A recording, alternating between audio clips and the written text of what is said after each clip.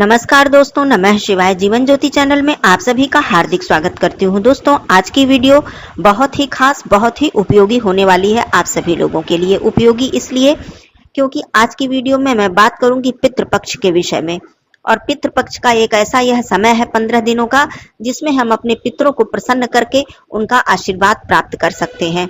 देवी देवताओं को हम प्रसन्न करते हैं, उनका आशीर्वाद प्राप्त करते हैं, लेकिन जब तक हम पितृ ऋण से मुक्त नहीं होंगे, पितृ हमारे प्रसन्न नहीं होंगे, तृप्त नहीं होंगे, तब तक हमारे घर का कल्याण, हमारे परिवार का, हमारे संतान का कल्याण नहीं हो सकता है। इसलिए इन सभी बातों को बिल्कुल गंभीरता से लीजिए।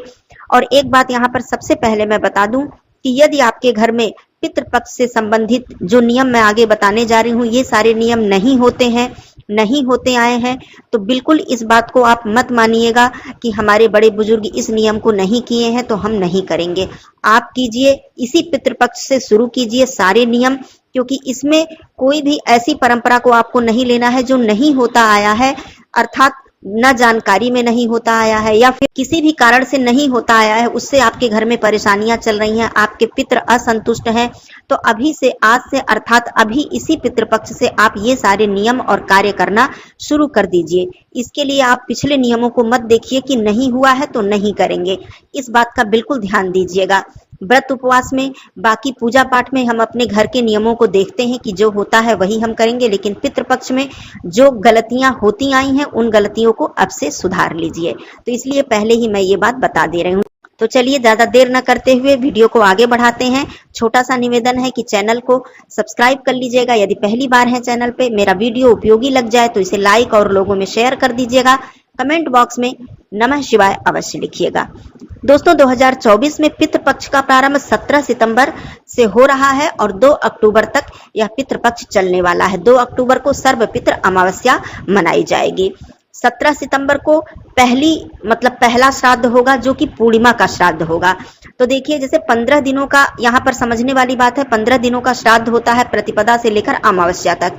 ये तो हम सभी लोग जानते हैं, लेकिन जिनके पूर्वज पूर्णिमा तिथि पर दिवंगत हुए हैं वो श्राद्ध कब करेंगे? तो पूर्णिमा का जो श्राद्ध है वो 17 सितंबर को किया जाएगा। 18 को प्रतिपदा का श्राद्ध। इस तरह से श्राद्ध की लिस्ट की वीडियो मैंने शॉर्ट में दे दी है, आप लोग चाहें तो देख सकते हैं। तो चलिए अब पहले बहनों के लिए बताती हूँ। तो उन बहनों के लिए सबसे जरूरी नियम कि जिनकी सास नहीं है, उन्हें अपने सास का श्राद्ध करना है। वो सबसे पहला कार्य करें कि बालों को अपने पूर्णिमा शुरू होने से पहले, अर्थात अनंत चतुर्दशी जिस दिन पड़ रही है उसी दिन बालों को धुल लें, और धुलने के बाद से अपने सास के लिए तर्पण इत्यादि का कार्य प्रथम दिन से ही शुरू कर दें। बहुत से लोग पूर्णिमा से तर्पण नहीं शुरू करते हैं, प्रतिपदा तिथि से शुरू करते हैं, तो ये आप देख लीजिएगा, लेकिन पूर्णिमा से ही हमें तर्पण इत्यादि शुरू कर देना चाहिए।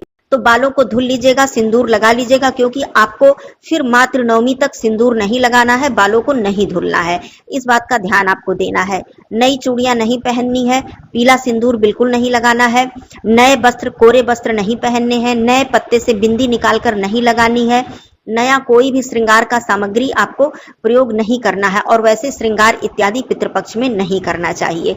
आपको केवल सिंपल बिल्कुल रहकर और अपने पितरों के निमित्त पूजन अर्चन और सारे नियम करने चाहिए। तो ये बात हो गई। तो तर्पण का जो कार्य है ये आप सुबह करेंगी, अर्थात स्नान करके भगवान सूर्य देव जी को अर्घ देंगी, उसके बाद अपने पितरों का तर्पण करेंगी। पितरों का तर्पण करने के लिए एक चौड़े पात्र में जल रखा जाता है, उसमें सफेद पुष्प, ध्यान रखिए पितरों के लिए सफेद पुष्प का ही प्रयोग किया जाता है।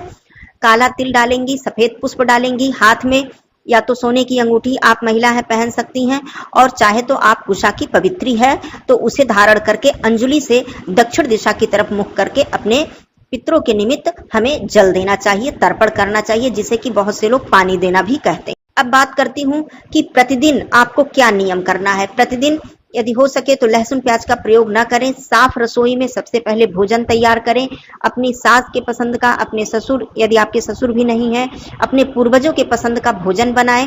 सबसे पहले उस भोजन में से 5 अंश निकालें, जिसे कि पंचबली कहते हैं। उस भोजन को कोई भी जूठा न किया हो। 5 अंश गौ माता, कौआ, चींटी, कुत्ता और देवताओं के निमित्त पत्तल में या दोने में आप साफ भोजन निकाल दें। उसके बाद परिवार के अन्य सदस्य भोजन को ग्रहण करें। ये कार्य आपको पूरे 15 दिन तक करना चाहिए, जब तक कि पितृ विसर्जन ना हो जाए। दूसरा कार्य अब रात्रि का बताती हूँ। रात्रि में भी आपको, यदि आपके घर में होता है प्रतिदिन तो बहुत अच्छी बात है, नहीं होता है तो पितृपक्ष में अवश्य ही इसे शुरू कीजिए। साफ भोजन, थोड़ा सा ही, जो भी भोजन आपके घर में बन रहा है उसे साफ स्वच्छ बिना जूठा किए साफ निकालकर, और पानी, यदि आप मिट्टी के पात्र में अपने रसोई घर में पानी रखते हैं तो बहुत अच्छी बात है, नहीं तो अलग बर्तन में आप पानी और थोड़ा भोजन रात्रि में भी जरूर रखें। सुबह इसे आप पक्षी को, पशुओं को डाल सकती हैं। ये कार्य आपको पूरे 15 दिन करने हैं। अब बहनों के लिए और भी बताती हूँ क्या करना है। अब बहनों को अपने जो माताओं का श्राद्ध अर्थात सास का श्राद्ध करना होता है वो मातृ नवमी के दिन करना होता है, अर्थात नवमी तिथि पर। इसका मैं श्राद्ध का जो है विस्तृत वीडियो मैं दूंगी फिर से। अभी पहले से जो नियम है वो आप जान लीजिए। तो आपको मातृ नवमी के दिन मातृ विसर्जन या फिर मातृ श्राद्ध उसे कहते हैं, आपको करना है। इसमें ब्राह्मणी को भोजन कराया जाता है। यदि आपकी सास सुहागन दिवंगत हुई हैं, अर्थात वो मृत्यु के समय सुहागन थी, तो सुहागन ब्राह्मणी को बुलाकर उनका श्रृंगार किया जाता है। अपने हाथों से आप उनकी कंघी कीजिए, बिंदी लगाइए, सिंदूर लगाइए, उनके पैरों में आलता लगाइए, उन्हें नए वस्त्र पहनाइए और बैठाकर प्रेम पूर्वक उन्हें भोजन कराइए। दान दक्षिणा देकर उनके चरण स्पर्श करके अपनी त्रुटियों की क्षमा मांगते हुए आप उन्हें विदा कीजिए। यहाँ पर सबसे जरूरी बात मैं बता दूं कि जो ये श्राद्ध का कार्य होता है, श्राद्ध का नाम ही पड़ा है श्रद्धा से। जो भी कार्य कीजिएगा, ये मेरा निवेदन है कि बिल्कुल श्रद्धा पूर्वक कीजिएगा। जैसे हम देवी देवताओं को अपने हृदय में बसाकर उनके चरणों में ध्यान लगाकर माफी मांगते हैं, अपने त्रुटि के लिए अपने पाप की क्षमा मांगते हैं, उनका आशीर्वाद मांगते हैं, उनके सामने गिड़गिड़ाते हैं, रोते हैं, अपने कष्टों के लिए उनसे प्रार्थना करते हैं, उसी प्रकार हमें अपने पितरों का स्मरण करके, ध्यान करके अपने द्वारा हुई सभी गलतियों के लिए क्षमा मांगनी चाहिए, उनका आशीर्वाद मांगना चाहिए। मैं यहाँ पर बता दूं कि लिख के ले लीजिए दोस्तों, जब तक आप अपने पितर को प्रसन्न नहीं करेंगे, आपके घर का, परिवार का कल्याण नहीं हो सकता है, कोई नहीं कर सकता है, देवी देवता भी नहीं कर पाएंगे जब तक पितृ प्रसन्न नहीं होंगे। तो इन नियमों को बिल्कुल गंभीरता से लीजिएगा। ये कार्य हो गया। अब पुरुष भाई के लिए बताती हूँ, पितृपक्ष में उन्हें दाढ़ी, बाल इत्यादि नहीं कटवाने चाहिए। पितृपक्ष शुरू होने से पहले ही बाल इत्यादि कटवाना है तो कटवा लें, दाढ़ी इत्यादि कटवा लें। अब किस दिन कटवाएंगे, ये भी एक ध्यान देने वाली बात है। इन 15 दिनों में, 16 दिनों में, क्योंकि पूर्णिमा का श्राद्ध मिलाकर 16 दिनों का होता है पितृपक्ष, तो इन 16 दिनों में किसी न किसी दिन आपके मतलब पूर्वज का श्राद्ध है, उसी दिन आपको पिंडदान करना है और श्राद्ध करना है। उस दिन पुरुष लोग अर्थात जो पुत्र होते हैं या नाती कर रहे हैं, पुत्र कर रहे हैं, वो उस दिन अपने पूरे बाल कटवाते हैं, दाढ़ी कटवाते हैं, तभी पिंडदान करते हैं। कहने का मतलब अपने पूर्वज के तिथि के दिन, जिस दिन उन्हें पिंडदान करना है, उस दिन वो अपने बालों को कटवाएंगे। लेकिन फिर मान लीजिए बीच में किसी भी तिथि के दिन पड़ गया तो उस दिन आपने कटवा लिया, फिर पितृ विसर्जन तक बीच में बाल फिर नहीं कटवाने होते। ऐसा नहीं है कि तिथि पड़ गई, हमने श्राद्ध कर लिया, पिंडदान दे दिया, अब हम दाढ़ी बाल प्रतिदिन कटवा सकते हैं, ऐसा नहीं है। पितृ विसर्जन जब तक आप ना कर लें तब तक फिर बीच में आप दाढ़ी बाल ना कटवाएं, इस बात का ध्यान दें। पुरुष भाई के लिए है ये नियम। और दूर की यात्रा आपको नहीं करनी है, क्योंकि प्रतिदिन आपको तर्पण करना है। प्रतिदिन आपको मतलब पंचबली इत्यादि जो है वो अपने हाथों से ले जाकर अर्पित करें, चाहे आपकी पत्नी करें या आप करें, तो ये सारे कार्य आपको करना है। तो बहुत दूर की यात्रा मतलब कहीं रात्रि विश्राम आपको नहीं करना चाहिए। प्रतिदिन दिन में आप कहीं भी रहें, रात्रि में आप अपने घर आए, सुबह फिर जो भी नियम है वो सारे नियम आपको करने चाहिए। किसी दूसरे के घर भोजन नहीं करना चाहिए। मांस, मदिरा, लहसुन, प्याज इत्यादि से बिल्कुल दूर रहना चाहिए। इस तरह से शुद्ध सात्विक होकर अपने पितरों का पूजन करना चाहिए। नए वस्त्र इत्यादि आपको भी मतलब पुरुष लोगों को भी नहीं धारण करने चाहिए। अब बात करती हूँ कि क्या खरीदा भी नहीं जा सकता है? खरीदा जा सकता है, जूते, चप्पल, नए वस्त्र, सब कुछ, लेकिन अपने पितरों के लिए, पितरों के निमित्त दान के लिए आप नए वस्त्र खरीदें, जूते चप्पल खरीदें, जितनी भी चीजें आप दान करना चाहें वो सारी चीजें खरीदें, अपने लिए ना खरीदें।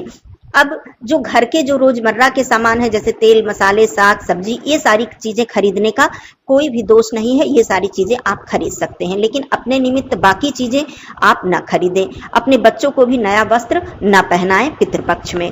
तो ये बात हो गई। अब यहाँ पर एक बात मैं ये भी बता दूं कि आप यदि त्रिपिंडी श्राद्ध कर चुके हैं, गया श्राद्ध कर चुके हैं, तो क्या आपको फिर श्राद्ध करने की आवश्यकता नहीं है? क्या फिर से आप तर्पण इत्यादि नहीं करेंगे? बिल्कुल करेंगे। गया श्राद्ध देखिए, त्रिपिंडी श्राद्ध यदि आपने किया है तब आपको पिंडदान देना ही देना है, क्योंकि आपने अभी गया पिंडदान नहीं दिया है। यदि आप गया पिंडदान कर चुके हैं तो गया पिंडदान आखिरी पिंडदान होता है, उसके बाद आपको केवल पिंडदान नहीं करना है, इस बात को समझिएगा।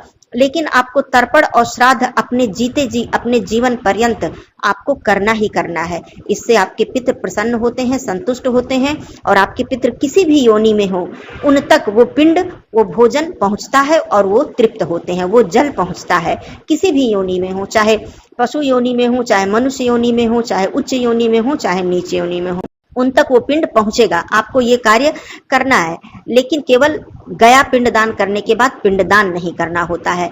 बहुत से लोगों के मन में ये भ्रम होता है कि गया पिंडदान हमने कर लिया, अब हमको श्राद्ध कर्म से, तर्पण इत्यादि से छुटकारा मिल गया। लेकिन ये कार्य आपको अपने जीवन पर्यंत करना होता है, क्योंकि हम अपने माता पिता का ऋण तो कभी उतार ही नहीं सकते हैं। और जब हम अपने माता पिता के ऋणी रहते हैं, उन्हें संतुष्ट नहीं कर पाते हैं, तो हमारा जीवन जो है वो बहुत ही तहस नहस हो जाता है। बहुत सारी संकट, बहुत सारी विपत्ति हमारे जीवन में आ जाती हैं और हम इधर उधर भटकते हैं, पूजा पाठ, देवी देवता के दरबार में जाकर सर पटकते हैं, माथा पटकते हैं, लेकिन हमारा कल्याण नहीं हो पाता है और हम समझ नहीं पाते हैं कि गलतियां हमसे कहाँ हो रही हैं। तो ये सारे नियम हैं। इस तरह से आप पितृपक्ष के सारे नियमों को करते हुए, महिलाओं के लिए भी मैंने बता दिया और पुरुष भाई के लिए भी मैंने बता दिया। अब आगे मैं श्राद्ध के सारे नियम भी बताऊंगी, किस प्रकार से करना चाहिए, कैसे करना चाहिए। वो सारी वीडियो एक एक करके आती रहेगी। आप लोग ध्यान दीजिएगा, गंभीरता से इस पितृपक्ष के नियमों को जरूर लीजिएगा। और कोई प्रश्न हो तो पूछिएगा, वीडियो देती रहूंगी। फिर मिलती हूँ अगले वीडियो में, तब तक के लिए धन्यवाद। नमः शिवाय, हर हर महादेव।